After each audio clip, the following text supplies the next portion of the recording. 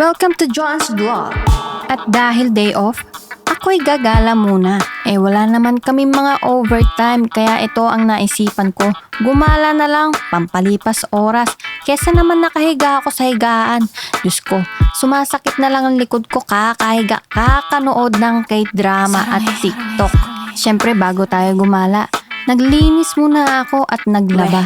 At dito nga mga kaibigan sa may MRT dito sa Taiwan, napakalinis, bawal kumain, bawal uminom at bawal mag-smoke. Na-late na nga kami ng punta dito ng kasama ko dahil pagkagising ko, natulog na naman ako. Nag-alarm ako ng 4 o'clock pero nagising ako ng 6 kasi natulog ako ulit.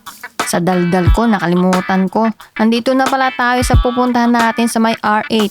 Pupunta tayo sa Sanduo Mall. Maghahanap tayo ng pang-exchange gift natin para sa aming Christmas party. At eto nga, nandito na tayo sa ating unang pupuntahan, sa Bershka. Gustong gusto ko talaga dito sa Bershka kasi maganda ang mga damit, maganda ang mga quality. Yun nga lang, medyo pricey. Pero minsan nagsisale naman sila. O tignan mo yung nasarap na yan. Napakaganda. Gold. Pero syempre, binabagayan yan sa tamang event. Wala naman tayong pupuntahan ng mga ganyan. Ang gaganda ng mga yan. At ang gaganda din ng price. Andito na naman tayo sa may MRT. At dahil nga hindi tayo nakakita ng pang-exchange jeep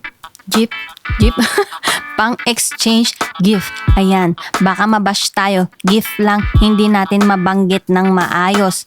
Ano ba tong voice over na to? Anyways mga kaibigan, andito na naman tayo. Papasok na naman tayo sa MRT at uupo. Ay, eto na lang ata ang aking role ngayong gabi.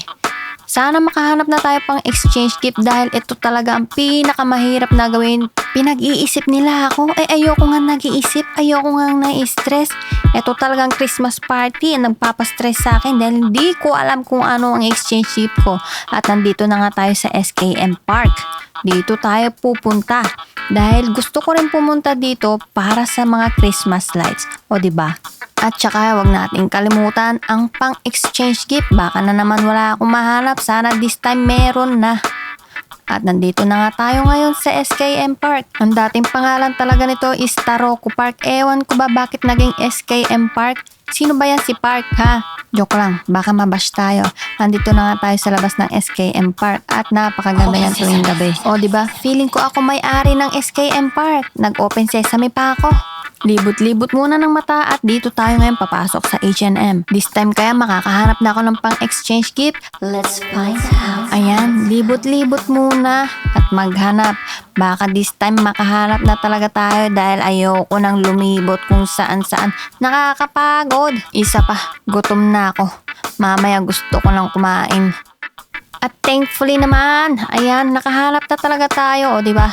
Payment muna dahil richie-richie tayo. Bagong sahod tas biglang waldas. Sa wakas, natapos na din ang pagbili ng exchange gift.